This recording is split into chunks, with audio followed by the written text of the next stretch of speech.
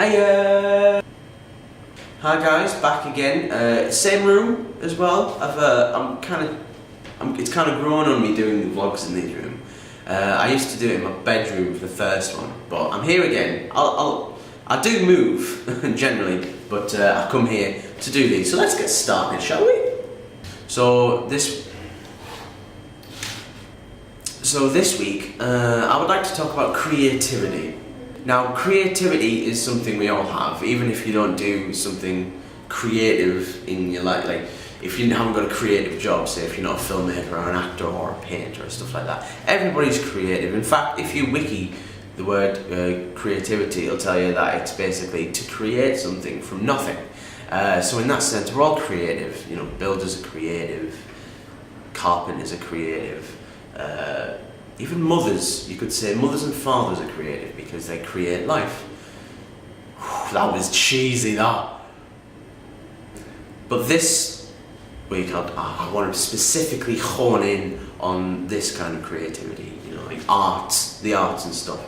I feel fortunate enough to be able to create for creativity's sake. I'm working on a career as a creative, but that pays the bills. That being said, there's a tremendous amount of risk being a creative.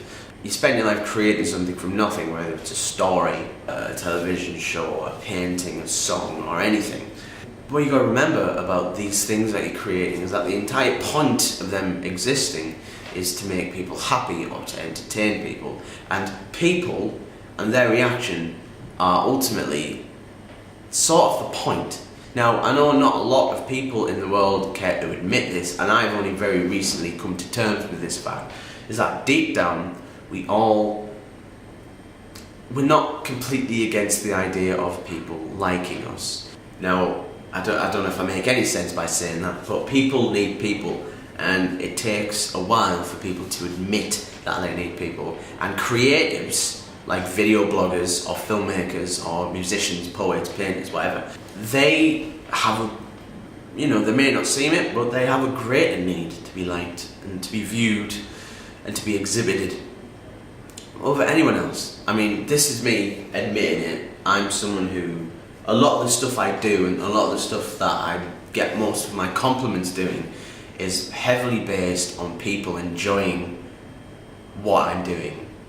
Two examples. I'll use an examples of how what I do is so people-related, and why I have to admit to this, to kind of be freed of this. My two closest friends from back home, Nick and Dave, I've known them since I was 12. Dave is an engineer, in specific an instrumentation technician, or TIFFy. It's a bit of trivia there, a TIFFy.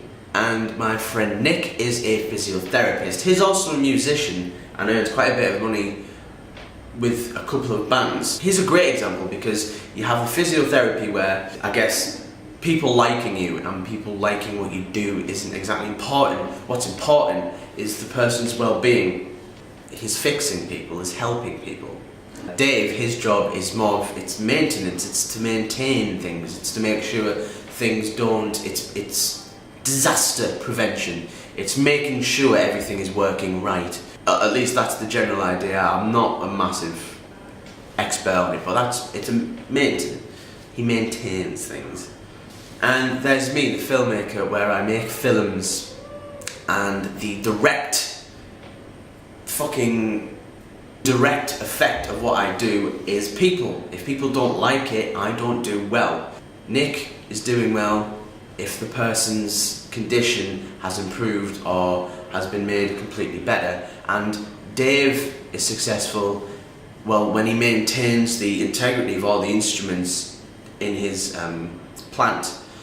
So I'm the people. I'm the one where I need people's acceptance. I guess the moral of the story is that even though we have to admit to ourselves that people ultimately matter quite a great deal to us and what we do, what we really need to remember on top of that is that it's not a bad thing. It's just dressed up as a bad thing. In fact, to admit to yourself that people matter and their happiness is something that you strive for and it's something that matters to you, is that not the most noble respectful, honourable and endearing thing a person can say or do? I don't know. I'm going to let you guys think about that.